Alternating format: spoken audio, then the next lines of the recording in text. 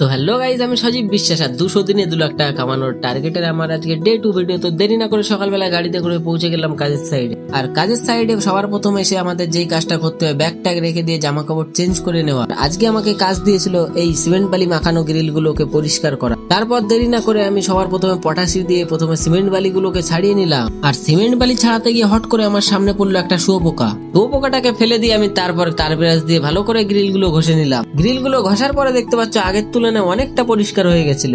আর এই গ্রিলটা কমপ্লিট হওয়ার পর আমি অন্য আর একটা গ্রিলের কাছে গেলাম, কিন্তু সেই গ্রিলটা আরো বেশি নোংরা ছিল। দেরি না করে আমি তাড়াতাড়ি করে এই গ্রিলটাও পরিষ্কার করে ফেললাম। তারপর বাইরে গিয়ে দেখি এই কাকুটা কার সাথে ফোনে কথা বলছে। যেহেতু আমি মহারাষ্ট্রে আছি তাই এই ভাষা আমি কিছু বুঝতে পারছিলাম না। তখনই ঠিক আমার চোখ পড়লো এই সবেদা গাছের দিকে। তো আমি প্রথমে ভেবেছিলাম যে একটা সবেদা পেড়ে খাবো, কিন্তু একটা সবেদা হাতে নিয়েই বুঝতে পারলাম যে সবেদা একটাও পাকেনি। যেহেতু আমার টিফিন টাইম চলছিল তাই দেরি না করে ছাদে গিয়ে আমি ঝপাঝপ করে টিফিন করে ফেললাম। টিফিন করা হয়ে গেলে আরাম করার জন্য চলে গেলাম ব্যালকনিতে। তারপর যখন আমি কাজে লাগতে আসি তখন দেখি যে গ্রিলে আমি সাফ করব তার নিচে দেখি অনেকগুলো পাইপ জমে আছে। তাই দেরি না করে পাইপগুলোকে ঝটপট করে সরিয়ে দিলাম। তারপর কাজ শেষ হলে আমি হেঁটে হেঁটে বাড়ির দিকে যাচ্ছিলাম। তো হঠাৎ দেখি যে রাস্তায় জিতেশ আর পলাবদা দেখি বাইক নিয়ে চলে এসছে আমাকে নিতে। তাই দেরি না করে ওদের বাইকে উঠে পড়লাম। বাড়ি এসে দেখি আমার বউ আমার জন্য চা বানিয়ে রেখেছিল। তাই চাটা খেয়ে আমি চলে গেলাম দাদাদের ঘরে আড্ডা মারতে। এখানে গিয়ে আমি দেখি সবাই এক একজন করে শুয়ে পড়ছে, তাই আমিও চলে গেলাম বাড়ি। আর বাড়ি গিয়ে খেয়ে দিয়ে আমিও শুয়ে পড়লাম। তো আজকের ভিডিওটা এখানেই এন্ড করলাম। দেখা হবে কালকে আবার নতুন ভিডিওতে।